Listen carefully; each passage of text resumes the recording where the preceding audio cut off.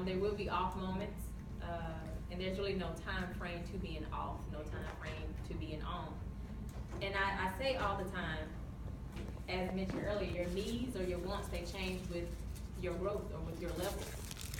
What I needed when I was at Mayo High School in 11th grade may not be the same need I have now at the age of 32 living in Macon, Georgia. The things that I received from friends from middle high school, I may have become very comfortable in self and not needing those same, things from friends. So that whole best friend thing, I stopped analyzing it. So I've got to the point, which may seem kind of bad, or maybe not, but it helps me with my peace. I've got to the point where I don't allow people to deter how I feel about me. And that's just from within. So this friend thing, it weighs a lot on the younger people because everybody wants to fit in. Everybody wants to have that best friend, male friend, female friend. Everybody wants that. Everybody wants to feel like they're cool, A, B, C, and D. As an adult, you grow and you separate from those things. Cool to fit in, that's what we thought we wanted then, but now everybody's in a league of their own with same common ground, some common goals, doing what we want to do or what we like to do. So I don't know, it changed with time, it's kind of hard to say. Yeah, it changed with time. And then being that you all are 7th, 12th grade, and then asking that question at this point, it changes. I mean, she married a guy that she didn't really, communicate with like that. Things change, it happens. It's called growth. And even as you grow, as you get to this particular point in your life, to be honest, you might not even have time to talk to or to see that best friend. You know what I'm saying? So you so busy in your purpose, so hopefully in your purpose doing so much, so you ain't got time to be considering about what I'm best friend about. You know what I'm saying? Awesome. And even your best friend knows that my friend is in their purpose. So I'm not mad because I ain't talking to them every day. When I see them, it's just like from last time, and even if it was a month ago. See, like I don't see them or talk to them every day, every week, every month at all. And I can still say we've been friends for years. But the thing is, we know that if needed or just need to have a conversation, they are there. It's an understanding and it's understood. Some people are very clingy, but when you grow up, your attention has to go elsewhere. And you have to understand that as an individual that what happened in 2017, the same thing that happened in 2007, 1997, 87 for the adults. Not me. You're not that old. I remember just going back because I know I was born in 85. Right, but it happened. So I don't know. That's that. I think that's good. I want to share something brief. The forgiveness part, whoever's question that was, I think that was very key about the forgiveness. Relationships, a part of relationships is forgiving one another whenever one may mess up and so forth.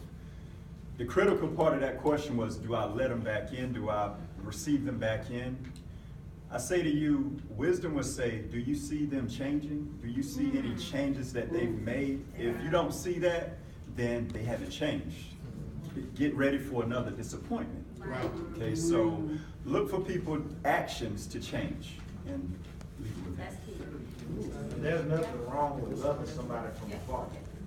There's nothing wrong with it. You can have all the best intentions and love for that person, but that doesn't necessarily mean they have to become a part of your everyday. I guess this question will tie into this last question. How do you forgive when you have been hurt and disappointed so many times? At the top for the best. That's funny.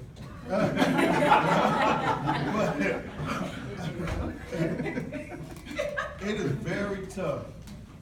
It is very tough. It is not easy to forgive. It is not easy. People say it, loosely like any other word. You just need to forgive them and move on. But that just like anything else, that something takes time.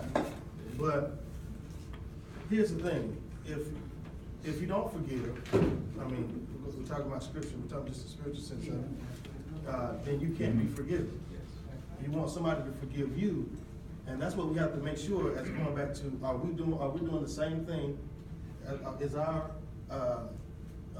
you know. Are we holding ourselves accountable? Accountable, all that. Is our description the same? Are we doing the same thing that we want others to do unto us? Right. You know what I'm saying? So we have to make sure that we are willing to forgive. Sometimes it takes time, but you need to go ahead and you need to do it.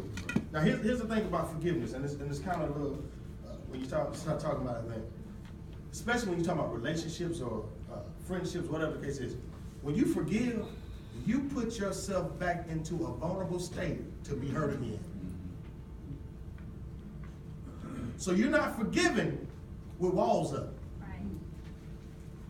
You forgive to put yourself back in a situation that I'm opening myself up so to this person, another person, whatever the case is, that if, I'm not looking for it, but I'm putting myself back in that situation till I'm gonna be hurt again. That's different. I'm not looking for that. But that's what forgiveness is. Because once you forgive, it's the weight is taken off of you for you to actually live freely. You to sleep at night. Yeah. You know, instead of, checking your phone, all that kind of stuff. It allows you to take that stuff. You put yourself back in that vulnerable state. That's truly what forgiveness is. So you have to forgive. And it said many times. And even the scripture talks about, as relates to the number of times you should be forgiven. I think it's 70 times. Come on, Bible study. Yeah.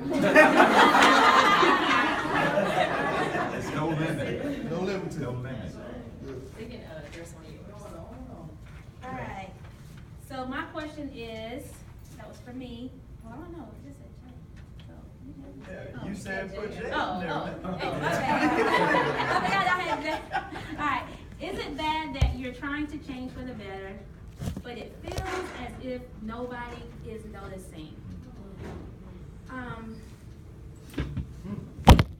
That's one of the things that I deal with on an everyday basis. Because a lot of times what happens is people want to change to be noticed, right? But is that the purpose? What is your purpose for changing?